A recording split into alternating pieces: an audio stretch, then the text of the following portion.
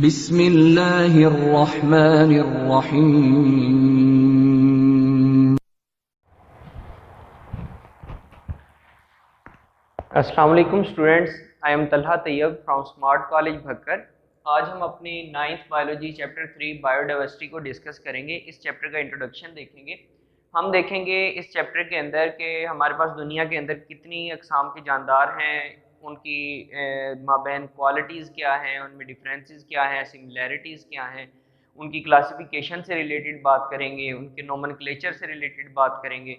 फिर हम ये देखेंगे कि बायोडाइवर्सिटी से रिलेटेड प्रॉब्लम्स कौन से हैं, ह्यूमन का क्या इम्पैक्ट है, वो कौन से जानदार हैं जो इंडेंजर्ड हैं या एक्सटेंट हो चुके हैं। इन सारी चीज़ों को इंशाल्लाह हम इस चैप्टर में डिस्कस करेंगे। आज के हमारे चैप्टर में हम इंट्रोडक्शन करेंगे, बायोडाइवर्सिटी का इंट्रोडक्शन करेंगे। तो अगर हम टर्म बायोडाइवर्सिटी को देखें तो ये टर्म असल में दो वर्ड्स के मिलने से बनी है, bio and diversity. Two words हमारे पास, बायो और diversity. Bio means life and diversity means variety,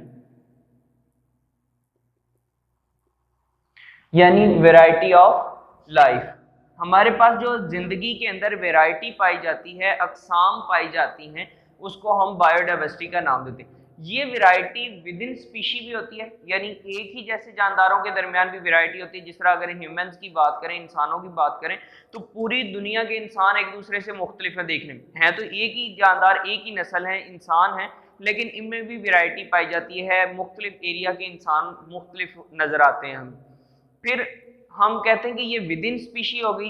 इसी तरह बिटवीन स्पीशी भी, यानी कि जानदारों की मुख्तलिफ अक़साम के दरमियान भी हमें वैरायटी नज़र आती है, जिसमें अगर हम देखें कि हमें मुख्तलिफ किस्म के जानवर देखने को मिलते हैं। बिल्ली है, कुत्ता है, शेर है, फिर इसी तरह बर्ड्स हैं। तो हमें हर चीज़ के अंदर अलग अलग अक़साम मिलती हैं। इस चीज़ को हम वैरायटी का नाम देते हैं और ये टोटल डाइवर्सिटी कहलाती है। ये हमारे पास बायोडाइवर्सिटी कहलाती है। एक अंदाजे के मुताबिक हमारे पास जो टोटल नंबर है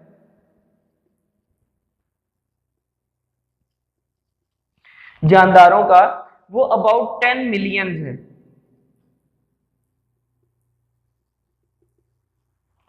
हमारे पास 10 मिलियन किस्म के जानदार पाए जाते हैं ज़मीन के ऊपर, लेकिन इन 10 मिलियन को अभी तक हमने कंप्लीटली स्टडी नहीं किया। ये सारे के सारे डिस्कवर्ड नहीं है।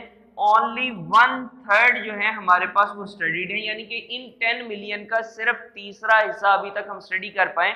बाकी के जानदार अभी तक डिस्कवर नहीं हुए हैं, उनके बारे में अभी तक हमने स्टडी नहीं किया है। यानी हमारे पास अगर जमीन पे देखें तो कितनी बड़ी वैरायटी है कि हम कहते हैं 10 मिलियन टाइप्स ऑफ ऑर्गेनिजम्स मौजूद हैं, 10 मिलियन किस्म के जानदार मौजूद हैं। उनमें से हमने कहा अभी तक 1/3 को स्टडी किया गया है, बाकी के जानदार अभी रहते हैं। अब साइंटिस्ट का ये अंदाजा है कि जो 10 मिलियन टाइप्स ऑफ ऑर्गेनिजम्स हैं, इनको बनने में अबाउट 4 बिलियन ईयर्स लगे हैं। 4 बिलियन ईयर्स की एवोल्यूशन से ये बने हैं। अब ये वर्ड एवोल्यूशन क्या होता है? एवोल्यूशन हम कहते हैं change in life with respect to time, कि अगर वक्त के साथ साथ जिंदगी में तब्दीलियां आती जाती हैं, हमारे पास जानदार बदलता जाता है, वक्त के गुजरने के साथ साथ लाइफ में चेंजेस आ रहे होते हैं, तो हम उसको एवोल्यूशन का नाम देते हैं। वो कहते हैं कि 4 बिलियन ईयर्स की एवोल्यूशन से आज की जिंदगी बनी है, यानी कि 4 बिलियन साल लगे हैं जब एक किस्म के जानदार में आहिस्ता आहिस्ता तब्दीलियां आते इतनी बड़ी डाइवर्सिटी बन गई है। तो ये हमारे पास एवोल्यूशन टाइम है। अब एक और अंदाजा साइंटिस्ट लगाते हैं कि कहते हैं कि अगर हम 600 मिलियन ईयर्स अगो चले जाएं, 600 मिलियन ईयर्स, तो इतना अरसा पहले की जो जमीन के ऊपर जिंदगी थी, वो कोई आज जैसे जानदार नहीं थे, वो सिर्फ और सिर्फ माइक्रोब्स थे।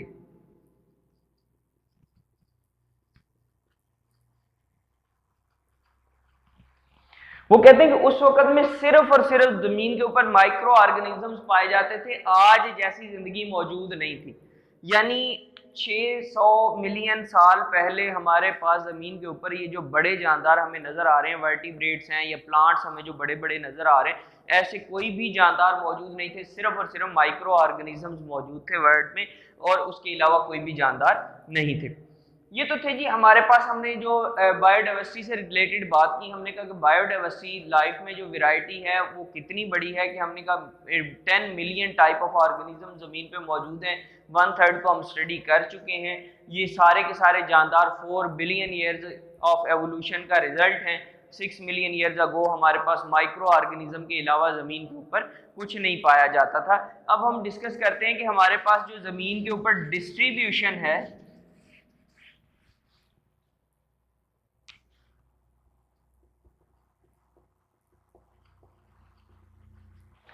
वो कैसे है, बायोडाइवर्सिटी को डिस्ट्रीब्यूट कैसे किया गया, ज़मीन के मुख्तलिफ हिस्सों में जो वैरायटी है हमारे पास वो कैसे है। तो हम ज़मीन को मोस्टली 3 रीजन्स के अंदर डिवाइड करते हैं। हमारे पास वो 3 रीजन्स कौन कौन से, पहला ट्रॉपिकल रीजन, दूसरा टेम्परेट,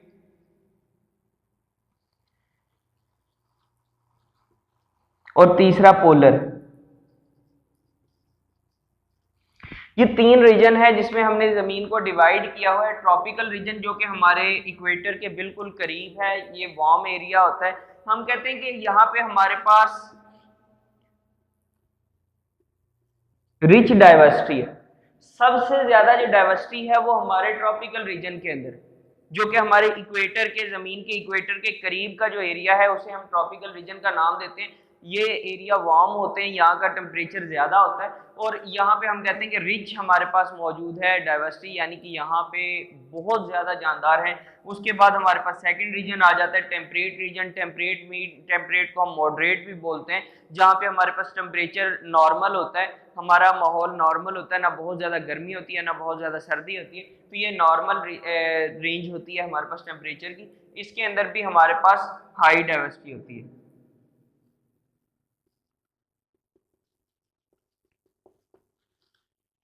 यहाँ पे भी बहुत सारे जानदार पाए जाते हैं। लास्ट पे हमारा आ जाता है पोलर रीजन, जो फ्रोजन पोर्शन है, जो कि हमारा जमा हुआ इलाका है जहाँ पे बर्फ जमी हुई है। पोलर रीजन जिसको हम जो है ना अंटार्कटिक रीजन भी बोलते हैं, जहाँ पे सारा हमारे पास ग्लेशियर्स हैं, तो वहाँ पे हमारे पास लो वैरायटी है, लो डाइवर्सिटी। यहाँ पे सिर्फ कुछ स्पीशीज पाई जाती हैं, यहाँ की डाइवर्सिटी बहुत कम है।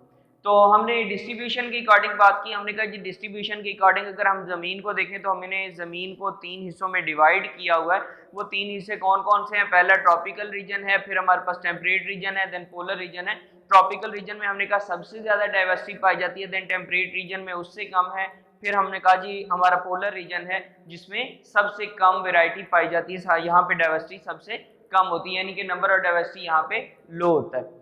अब हम बात करते हैं कि जी हमने जो ऑर्गेनिजम्स को डिवाइड किया है, तो जमीन के ऊपर हमारे पास ना किसी भी जगह को हम देखें तो वहां पे 2 बड़े जानदार नजर आते हैं देखने में। वो कौन कौन से हैं, एनिमल्स एंड प्लांट्स। जो हमारे पास सबसे वाज़ेह हमारे किसी भी माहौल के अंदर नजर आने वाले जानदार हैं वो यही होते हैं, एनिमल्स एंड प्लांट्स। इसके अलावा फंजाई है, एल्गी है, बैक्टीरियाज हैं, बहुत सारे माइक्रोस्कोपिक ऑर्गेनिजम्स हैं, वो इससे हटके हैं। लेकिन जो मोस्टली हमारे पास किसी भी एरिया के अंदर आम तौर पे क्लियरली नजर आने वाले ऑर्गेनिज्म हैं वो यही हैं, एनिमल्स एंड प्लांट्स। तो हम एनिमल्स और प्लांट्स के लिए स्पेशल टर्म्स यूज करेंगे यहाँ पे स्टडी ऑफ डाइवर्सिटी के अंदर। कौन कौन सी टर्म्स यूज करेंगे जी, हम जो एनिमल्स को स्टडी करेंगे तो उनके लिए वर्ड यूज करेंगे फॉना, और प्लांट्स के लिए यूज करेंगे फ्लोरा। किसी भी एरिया के, किसी भी इकोसिस्टम के, किसी भी इन्वायरमेंट के जो टोटल एनिमल्स होते हैं हम उनको फाना का नाम देते हैं। किसी भी इलाके के जानदारों को कलेक्टिवली हम फाना बोलते हैं, और किसी भी इलाके के प्लांट्स को कलेक्टिवली हम फ्लोरा बोलते हैं। यानी अगर हम भक्कर डिस्ट्रिक्ट से रिलेटेड बात करते हैं तो हम कहेंगे कि भक्कर डिस्ट्रिक्ट का फाना क्या होगा, कि यहाँ पे पाए जाने वाले हर किस्म के जानदार को हम जानवरों को हम कलेक्टिवली बोलेंगे फाना ऑफ भक्कर, और यहाँ के हर तरह के पौधे को कलेक्टिवली बोलेंगे फ्लोरा ऑफ भक्कर। तो यानी हम फाना और फ्लोरा की टर्म यूज करते हैं प्लांट्स और एनिमल्स को स्पेसिफाई करने के लिए किसी रीजन के साथ। हाँ जी, आज हमने डाइवर्सिटी के इंट्रोडक्शन में देखा, हमने कहा जी बायोडाइवर्सिटी क्या है, किसी भी जगह पे जो हमारे पास वैरायटी ऑफ लाइफ है उसको हम बायोडाइवर्सिटी का नाम देते हैं। बायोडाइवर्सिटी पे फिर हमने कहा कि जी हमारे पास about 10 million type of organisms मौजूद हैं अर्थ के ऊपर, उनमें से अभी तक हमने 1/3 को स्टडी किया है, बाकी के एनिमल्स की अभी तक हमारे पास स्टडी नहीं हुई है। फिर हमने कहा जी कि हमारे पास ये जो लाइफ है ये about 4 billion years of evolution से बनी है। फिर अगर हम 6 मिलियन ईयर्स अगो चले जाएं यानी 600 मिलियन साल पीछे चले जाएं तो उस वक्त जमीन के ऊपर जो लाइफ थी वो सिर्फ और सिर्फ माइक्रो ऑर्गेनिजम्स की फॉर्म में थी, नथिंग एल्स। उस वक्त सिर्फ बैक्टीरिया और माइक्रोब्स की फॉर्म में लाइफ थी और कुछ भी नहीं था, बड़े जानदार बिल्कुल भी मौजूद नहीं थे। उसके बाद हमने कहा जी कि अगर हम जमीन को देखें डिस्ट्रीब्यूशन ऑफ डाइवर्सिटी के अकॉर्डिंग तो उसमें हम 3 रीजन्स के अंदर जमीन को डिवाइड करते हैं। वो 3 रीजन कौन कौन से हैं? पहला हमारा जी temperate region, sorry tropical region आता है जो कि इक्वेटर के बिल्कुल साथ है, ये वार्म एरिया होता है। देन हमारे पास और ये रिच होता है इन डाइवर्सिटी। फिर हमारे पास सेकंड रीजन आता है जिसको हम टेम्परेट या मॉडरेट रीजन बोलते हैं, इसका टेम्परेचर नॉर्मल होता है, इसके अंदर diversity lower than tropical region होती है लेकिन अच्छी खासी डाइवर्सिटी यहाँ पे भी पाई जाती है। एट द एंड हमारे पास पोलर रीजन आ जाता है जो कि हमारे पोल्स के नज़दीक मौजूद है, जहाँ पे ग्लेशियर्स मौजूद हैं और यहाँ पे डाइवर्सिटी हमारे पास बहुत कम होती है। फिर हमने कहा कि हमारे पास जो किसी भी एरिया के अंदर फाना और फ्लोरा यानी कि हम किसी भी एरिया की जब जानवरों और पौधों को स्टडी कर रहे होते हैं तो वहाँ पे हम टर्म्स फाना और फ्लोरा यूज करते हैं, यानी हम किसी भी एरिया के प्लांट्स को कलेक्टिवली फ्लोरा बोलेंगे और किसी भी एरिया के एनिमल्स को कलेक्टिवली फाना का नाम देंगे।